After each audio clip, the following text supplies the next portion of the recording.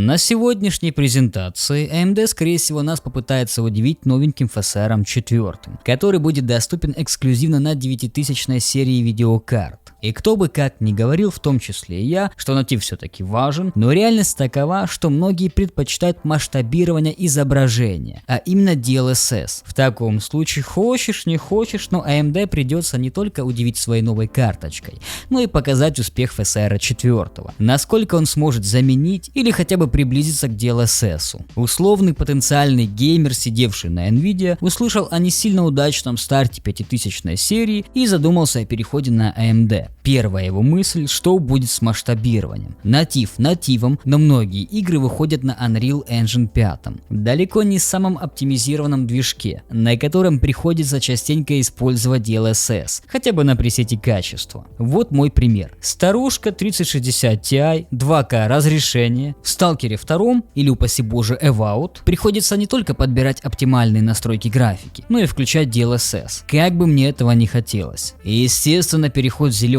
на красных для многих становится триггерной темой. Что же нам делать без нашего любимого DLSS? Ведь FSR очевидно проигрывает в этой гонке. И вот по этой причине, чтобы побороться за потенциально новых покупателей, особенно сейчас, все козыри у AMD, нужно выпускать эксклюзивно FSR 4 на новых карточках. Вот как происходило до недавних событий. Nvidia могли косякнуться раз, два, три. Но то, что касалось качества, всегда было на высшем уровне. Ты знал, что хоть и переплачиваешь, но получаешь гарантию, своевременный выход драйверов, последние технологии, хорошее охлаждение и так далее. Сейчас же их фундамент впервые сдвинулся с места. Дефицит чипов, из-за которого происходит спекуляция на рынке, а в свою очередь это влияет на конечную цену. Брак, из-за чего пользователи начали жаловаться на нехватку ропсов, которые в свою очередь попросту урезали около 10% производительности. Кажется немного, но это как раз таки тот процент, который отличал 4090 от 5090. Добавим еще перегорание контактов или вообще черный экран в последней версии драйверов. Включаешь ПК, а там черный экран. Пока поймешь, что это проблема с драйверами, пару раз ловишь сердечный приступ. И получаем крайне хрупкое доверие к Nvidia. Условный, допустим, я пойду покупать дефицитную 5080 за действительно большие деньги. Буду не уверен в ее надежности. А зачем мне такие риски? Принес домой, подключил и получил бракованный BIOS. Иду сдавать обратно по гарантии и сижу жду, потому что карточек на рынке нет. Единственный вариант – дождаться линейку Super, ну или прикупить предыдущее поколение, которую, увы, сняли с производства. Ну а пока AMD все, что нужно, по всем этим пунктам нарастить доверие, как раз таки перехватить часть аудитории, условных меня к себе. То, что по сути произошло и с Intel. Давайте я вам расскажу всю информацию, которая доступна на данный момент. Но перед этим, ребятки, попрошу вас поставить большие пальцы вверх и подписаться на канал. А также небольшая самореклама. Ребятки, если у вас есть желание, а самое главное возможность, можете поддержать мой канал подпиской на Boosty. В знак благодарности вы получите мой архивчик с оптимизацией как Windows 10, так и 11. Он активно развивается, стараясь в каждой новой версии добавлять что-то новое. Там же находится гайд на 30 минут, как всем этим пользоваться. Плюс иногда публикую разные твики, отдельные настройки для некоторых игр и все возможные архивы в одном облаке. А также у меня есть Telegram, в котором я делюсь игровыми новостями, когда следующий ролик и так далее. Ну и конечно же наш Discord сервер. Мы там общаемся, играем и решаем проблемы, которые у вас могли возникнуть. За любую активность буду благодарен. Отвечаю всем и постоянно. Ссылочки в описании. На предыдущей, так сказать, несостоявшейся презентации AMD, кто не в курсе, AMD в последний момент отменили свое выступление, для того, чтобы скорректировать ценообразование после релиза 5000 серии видеокарт от Nvidia. Успели заснять, показать и когда спала эмбарго, поделиться с людьми информацией о том, как работает FSR 4. Записать дали возможность только с камеры. И даже в таком случае, как многие стали отмечать, что вот он успех, когда разницу действительно видно даже через камеру.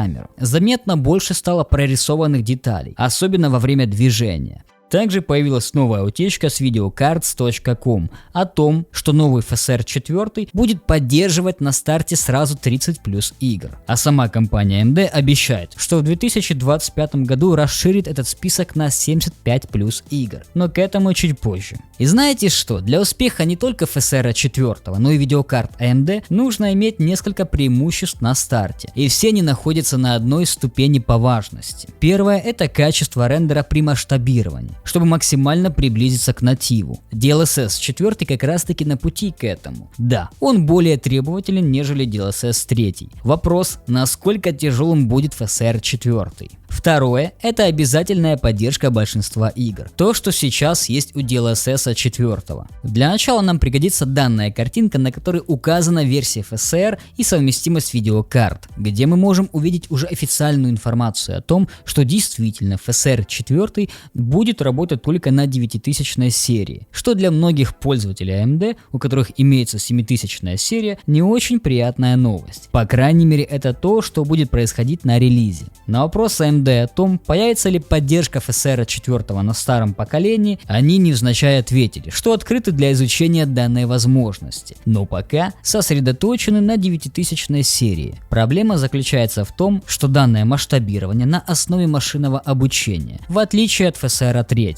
Это значит, что потребуется аппаратная поддержка, которая даст значительный прирост производительности в масштабировании, чем не обладают карточки предыдущего поколения. Поэтому навряд ли стоит рассчитывать поддержку FSR 4 даже на 7000 серии, как минимум, потому что в характеристиках 9070 XT и Non-XT указано Int 8 AI. Вот в таком количестве. Вернемся к поддержке игр. Расстраивает то, что этот список не включает в себя каждую отдельную игру на FSR 3.1. Я так сконцентрировал на этом внимание, потому что на предыдущей презентации AMD задали вопрос и получили ответ от AMD, что мы сможем обновить FSR 3.1 до FSR 4. Что-то типа переключения на уровне драйвера, как это сделала Nvidia. Либо же с помощью DLSS сваппера или ручной замены файла DLL. И если судить по списку предоставленных игр, это не так. Игры, которые поддерживают FSR 3.1, не у всех будет возможность обновиться до FSR 4,